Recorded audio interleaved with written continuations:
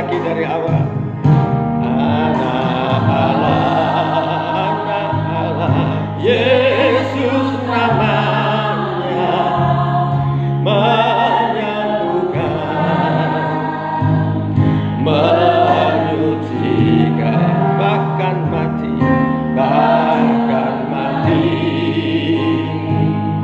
tebus dosaku, kubur kosong membuktikan dia hidup, sebab dia hidup, sebab dia hidup. Amin, haleluya. Yesus ada hari esok, amin, sebab dia hidup. Ku tak gentar, ku tak gentar, karena ku tahu dia berkat hari esok. Hidup tadi berarti sebab dia hidup, sebab dia hidup, sebab dia hidup, amin, haleluya. Ada hari esok, haleluya. Yesus dia hidup, ku tak gentar, ku tak gentar, karena ku tahu dia berkat hari esok.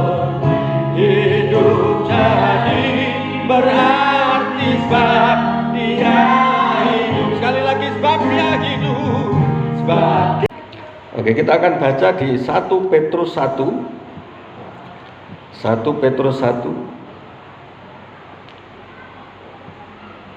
ayat 3 dan 4, 2 ayat dulu ya.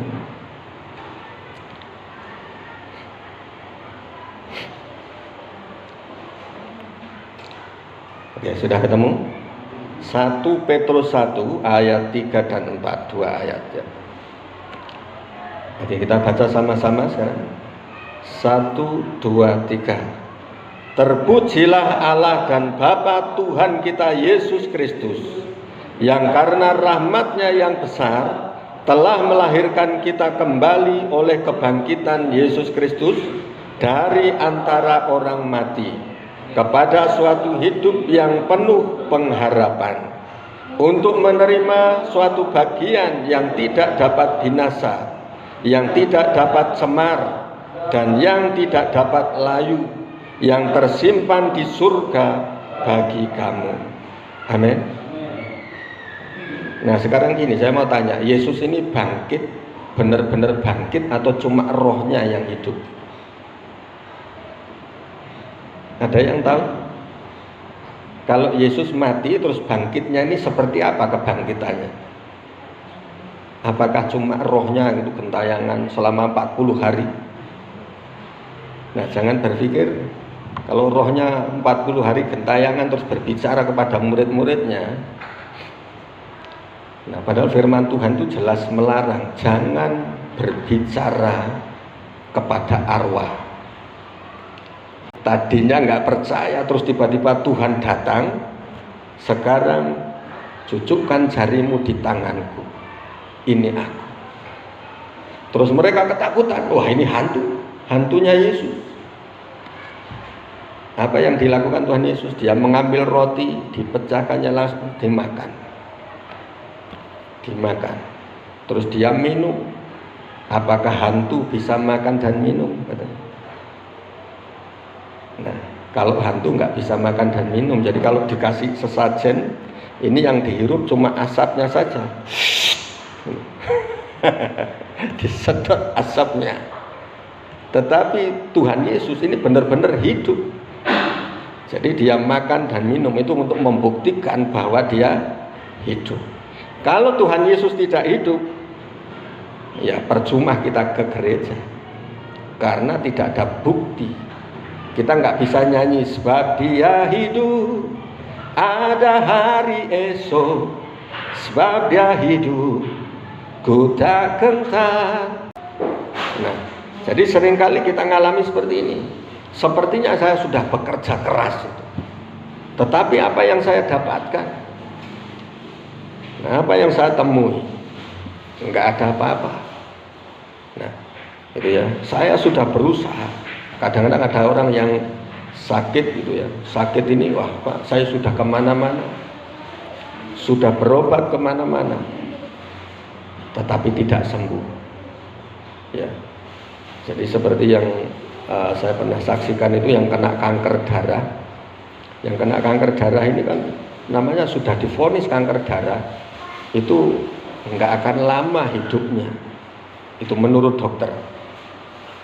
Dan mereka harus dirujuk ke mana? Ke Palembang. Kalau enggak ke Palembang, ke Padang, karena di Jambi enggak ada. Nah, tetapi waktu kami besok, saya bilang sama bapaknya. Nah, saya cuma hati-hati karena bapaknya ini seorang imam di masjid. Jadi saya bilang, Pak, kami tidak bawa apa-apa. Saya cuma bisa bantu doa saja. Saya bisa bantu doa. Oh ya Pak, makasih. Nah, waktu kita doakan saat itu memang terlihat di bagian ininya. Karena kalau kanker darah ini yang kena di tulang sumsumnya. Jadi sumber sumsumnya ini kena kanker ini, sehingga darah tidak normal lagi. Nanti tiba-tiba mimisan, ya kan? Jadi mimisan, tiba-tiba pingsan. Pokoknya ngeri lah kalau sudah kena kanker darah. Nah, tetapi waktu kita doa memang terlihat di dalam roh, ya. Maksudnya dalam roh ini kita bisa kayak ronsen gitu, melihat dalamnya tubuh itu bisa. Kalau Tuhan izinkan ya, itu jalan-jalan darah ini kelihatan semua sudah terkena kanker. Tetapi puji nama Tuhan, setelah kita doa, dia tidak jadi ke Palembang karena dia juga repot, anaknya sangat banyak. Tapi sekarang malah dibawa pulang, dan setelah dibawa pulang, anak ini sehat. Sekarang sudah jalan kemana-mana, ya kan? Jadi orang yang punya kanker, pengharapannya sudah enggak ada lagi. Tetapi di dalam Yesus ada pengharapan baru. Amin. Nah, mungkin kita ngalami yang seperti ini. Saat ini kita ngalami apa yang kita usahakan kok tidak berhasil. Yang terjadi kepada murid-murid, mereka juga mengalami sesuatu ini. Sudah gurunya meninggal dunia, dia tidak tahu apakah benar-benar bangkit. Karena kadang-kadang walaupun dengar firman Tuhan, kadang-kadang kita lupa. Benar enggak? Kalau kita dengar hari Minggu, saat ini judul firman Tuhan hari Minggu apa? Masih ingat enggak? Enggak usah hari Minggu, hari Jumat kemarin. Tema firman Tuhan apa? Ya? Ternyata sebagian besar banyak yang lupa. Nah, ternyata bukan cuma kita yang seperti itu. Murid-murid Tuhan ini juga mengalami hal yang sama. Tuhan itu sudah berkali-kali berbicara, aku akan disiksa, dianiaya, dan harus mengalami mati. Tetapi pada hari yang ketiga itu akan bangkit. Nah, bahkan muridnya yang bernama Thomas ini tiap hari mereka bersama-sama saja masih ketika Tuhan Yesus bangkit ini, kalau belum aku mencucukkan jariku di bekas paku di tangannya dan bekas tikaman di lambungnya, sekali-kali aku tidak percaya, ya kan? Nah, kadang-kadang pas kita mengalami masalah, coba jujur saja ya, kalau kita mengalami masalah kira-kira ingat firman Tuhan enggak? Pas kita mengalami masalah, kalau kita ingat firman Tuhan, pasti ada jalan keluar. Ya, biasanya sudah mulai lupa daratan, ingat lautan saja. Ya kan? Nah, pada saat kita mengalami masalah, kalau ingat firman Tuhan, itu ada jalan keluar. Amin. Nah, makanya murid-murid ini tidak ingat apa yang dikatakan Yesus, sehingga mereka putus asa. Mereka kehilangan pengharapan. Mau ngapain lagi? Oke, cari ikan saja. Ternyata bekerja pun, cari ikan pun tidak mendapat apa-apa. Semuanya itu diizinkan Tuhan. Semuanya Tuhan izinkan terjadi. Nah, murid-murid berkata seperti ini. Nah, kata Simon Petrus, kami akan pergi menangkap ikan. Kata mereka kepadanya, kami pergi juga dengan engkau. Mereka berangkat lalu naik ke perahu, tetapi malam itu mereka tidak menangkap apa-apa. Jadi apa yang dilakukan dengan kekuatan sendiri tidak menghasilkan apa-apa, percuma. Ya. Nah, ketika mulai siang, Yesus berdiri di pantai. Akan tetapi murid-murid itu tidak tahu bahwa itu adalah Yesus. Mereka tidak tahu bahwa itu adalah Yesus. Nah, seringkali ini kita alami ketika sebenarnya ini Tuhan datang, kita tidak tahu, tidak menyadari bahwa itu adalah Tuhan. Ya, bagaimana cara Tuhan datang? Mungkin tiba-tiba ada orang datang, pengemis gitu ya, datang terus ketok-ketok, Pak tolong saya Pak, sudah 5 hari tidak makan ini Pak. Kalau kita nggak ngerti langsung kita usir itu, pergi sana. Saya saja nggak punya uang, mau makan aja susah, ngasih kamu lagi. Ya kan? Ini pernah saya alami kayak gini. Jadi saya ngantar ibu ke toko, tiba-tiba ada seorang anak gitu, umur berapa kira-kira SD kelas 1 atau 2 gitu, datang ke saya dengan wajah memelasnya itu langsung ngomong, Pak boleh minta uangnya Pak. Loh kenapa dek? Saya sudah 2 hari tidak makan. Loh bapakmu kemana sih? Mamamu kemana? Mama pergi, bapak juga pergi. Lah kamu tinggal sama siapa? Kasihan sekali. Terus saya bilang sama ibu, selesai apa namanya, selesai belanja, kasihlah berapa untuk makan. Nah, jadi kenapa kita harus berlaku seperti ini? Karena ternyata firman Tuhan jadi tentang hamba yang baik dan hamba yang jahat. Nah, Tuhan katakan, ketika aku lapar, engkau tidak memberi aku makan. Ketika haus, engkau tidak memberi aku minum. Ketika aku telanjang, engkau tidak memberi aku baju. Ketika aku menjadi orang asing, engkau tidak memberikan aku tumpangan. Ketika aku tidak di penjara, engkau tidak membesuk aku. Nah, yang di depan berkata, Tuhan, kapan engkau menjadi orang miskin? Kapan engkau menjadi orang lapar? Kapan engkau di penjara? Sebenarnya Tuhan itu bisa lewat siapa saja berbicara. Amin. Jadi apa yang kau lakukan kepada saudaraku yang kecil ini, karena dia adalah anak Tuhan, maka engkau melakukannya bagiku. Amin. Nah ini, jadi kadang-kadang seperti murid-murid ini, ketika hari mulai siang, Yesus berdiri di pantai, tetapi murid-murid tidak tahu bahwa itu adalah Yesus. Yang aneh ini kan dulunya Yesus ini beserta dengan mereka setiap hari, bukan hari siang saja, malam juga mereka sama-sama makan, minum, tidur sama-sama. Tetapi setelah Yesus bangkit, kenapa mereka tidak mengenali Yesus? Alasannya kenapa? Tahu enggak kenapa enggak bisa mengenali Yesus? Ketika lahir baru kita ini memiliki tubuh kemuliaan, nanti jangan heran. Ini Bu Sembiring, benarkah ini Bu Sembiring? Kok beda dengan yang kemarin? Ya kan? Apakah ini benar Pak Delisa? Nah, jadi saya pernah waktu di Ponorogo, ya karena kami layani ini orang-orang yang preman-preman ya, terus ada apa namanya, pentolan warok-warok gitu. Nah, ada salah satu yang bertobat. Nah, ini tiap hari biasanya kan kerjaannya main judi. Kalau nggak judi, minum minuman keras. Kalau sudah gitu nanti tawuran, karena juga terlibat seperti SHTRAT apa itu kalau di sana pas hari raya Suro gitu ya, biasanya bertempur itu. Jadi beda perguruan, jadi satu aliran tapi beda guru gitu, bisa bertempur. Nah, ini sudah pentolannya, jadi intinya sudah orang sakti. Nah terus ketika bertobat, ngobrol sama orang-orang di di pos jaga gitu ya.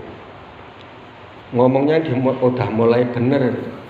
Yang tadinya nih dikit-dikit marah, dikit-dikit sikat, ya kan.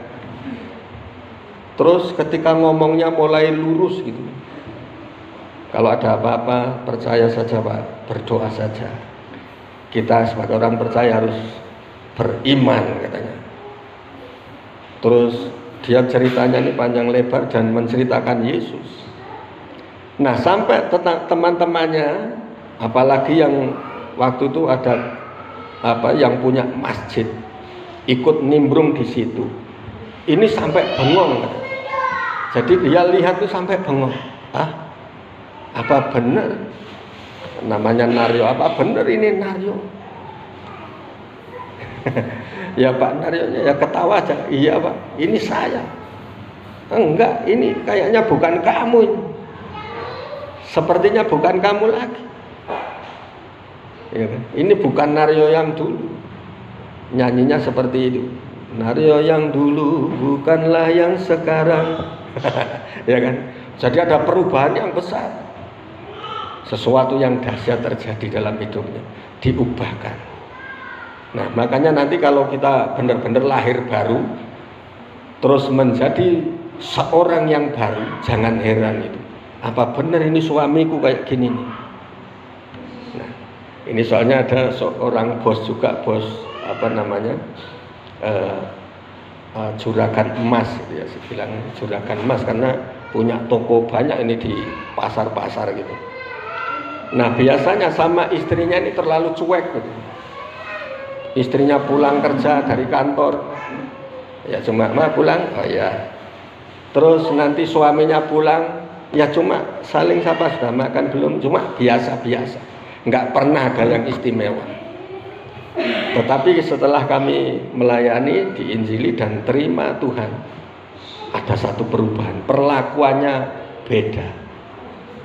Biasanya kalau pulang dari kantor, istrinya pulang dari kantor, ini kan rumahnya ada pagarnya gitu. Yang buka siapa? Pembantunya. Yem, buka pintunya. Oh ya, nyonya. Gitu kan. Dibukakan rek. Nah, saat ini setelah bertobat, suaminya ketika istrinya pulang, wah ini istri saya ini. Ya, istri tercinta yang datang.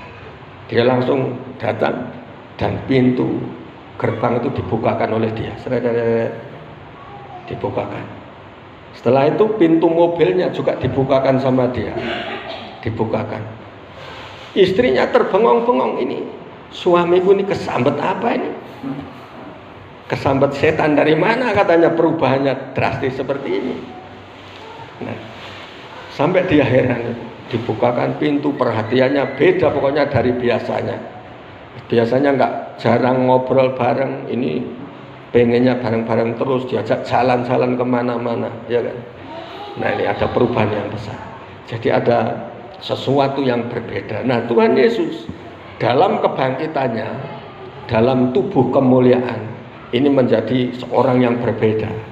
Makanya murid-murid juga heran. Murid-murid tidak tahu bahwa itu adalah Yesus. Nah ayat 5, kata Yesus kepada mereka, hai anak-anak, adakah kamu mempunyai lauk pauk? Jawab mereka, tidak ada. Maka kata Yesus kepada mereka, tebarkanlah jalamu di sebelah kanan perahu, maka akan kamu peroleh. Lalu mereka menebarkannya dan mereka tidak dapat menariknya lagi karena banyaknya ikan. Nah ini, jadi ingat firman Tuhan. Ketika mengingat firman Tuhan, jadi Ketika Yesus datang, terus Tuhan Yesus tanya kepada murid-murid, "Hai anak-anak, adakah lauk pauk padamu?" Tidak ada. Nah, sekarang tebarkan jalamu ke sebelah mana? Sebelah kanan. Ya kemungkinan kalau nebar jala mungkin biasanya ke sebelah kiri. Nah ini suruh balik ini ke kanan. Balik kanan. Nah mereka mengikuti perintah Yesus. Dan yang mengherankan, biasanya cari ikan ini kan malam. Malam itu ikan lebih gampang kumpul. Karena apa? Mereka tertarik kepada cahaya. Biasanya di senter ini ikan akan bermunculan, terpancing untuk ngumpul. Nah baru dilempar jala. Yang ini siang hari. Siang hari ini biasanya ya ikan akan nyelam lebih dalam karena panas. Ya kan? Ini menurut teori saya saja ya kan. Kalau ikan panas ini nyelamnya ke dalam. Nah, tetapi ternyata apa yang diperintahkan Tuhan, tebarkan jalamu ke kanan, dan ketika ditebarkan jala ke kanan, mereka menarik jala itu dan tidak dapat menariknya. Karena apa? Karena begitu banyaknya ikan. Amin. Ya, saking banyaknya ikan. Nah, jadi ikuti perintah Tuhan.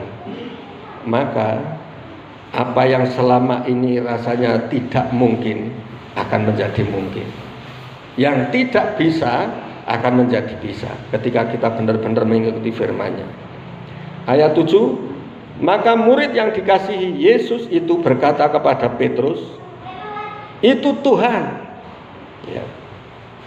Maka ia mengenakan pakaiannya, sebab ia tidak berpakaian, lalu terjun ke dalam danau. Nah gini bayangin ya, kenapa mereka tidak berpakaian? Jadi artinya seperti ini, banyak orang yang ketika putus asa, ketika tidak ada pengharapan lagi, rasanya sudah nggak mungkin. Biasanya mulai melepaskan pakaian imannya mulai diletakkan. Sudahlah, nggak salib-saliban lagi. Ya, sudah nggak usah pakai salib-saliban lagi, berat ini. Nah, melepaskan pakaiannya, pakaian kekudusan dilepaskan. Ketika ada masalah terjadi, mereka mulai lupa dengan imannya. Itu sama dengan melepaskan pakaiannya. Terus berdoa. Iya Pak, saya berdoa tapi doanya saya pasrah Pak. Ya sudah, yang terjadi terjadilah. Nah ini kayak lagu-lagu duniawi kan. Oh apa yang terjadi, terjadilah. Yang dia tahu hanyalah menyambung nyawa. Pokoknya yang penting hidup. Ya kan? Pasrah. Nah kalau kita kan berserah, bukan pasrah. Nah jadi berserah ini kayak gini, ada lagu yang ku tak akan menyerah pada apapun juga, sebelum ku coba semua yang ku bisa, tetapi ku berserah kepada kehendaknya. Apa? Hatiku percaya Tuhan punya rencana. Amin. Dengan kita jangan pernah berhenti berdoa. Berdoa sampai sesuatu terjadi. Amin. Ya kan, berdoa terus sampai Tuhan datang. Berdoa terus sampai Tuhan datang. Sebelum datang jangan berhenti. Amin. Doa Tuhan mau datang itu sudah mau turun ini. Wah anakku berdoa sungguh-sungguh. Sudah mau turun, mau jawab.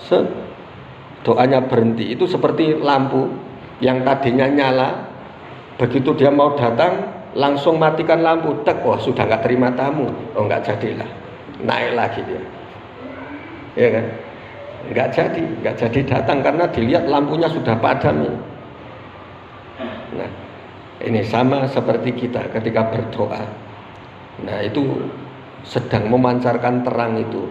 Kami menerima tamu jam berapapun, ya kan. Tuhan datang kapanpun saya siap. Nah, artinya seperti itu.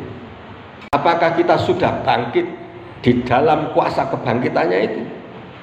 Kalau tidak, apakah kita masih tetap mengenang Yesus yang mati, yang selalu murung, yang seperti tadi, mata sendu, ya kan? Mata sedih, ada yang matanya merah karena apa? Marah. Apakah masih tetap seperti itu? Biarlah kuasa kebangkitan Yesus juga ada di dalam kita. Amin. Alami kuasa kebangkitan itu, dan akan ada sesuatu revival atau kebangunan rohani yang besar. Nah, kalau kebangunan rohani terjadi, itu otomatis itu sebenarnya hal-hal yang jasmani itu akan ditambahkan kepada kita. Amin.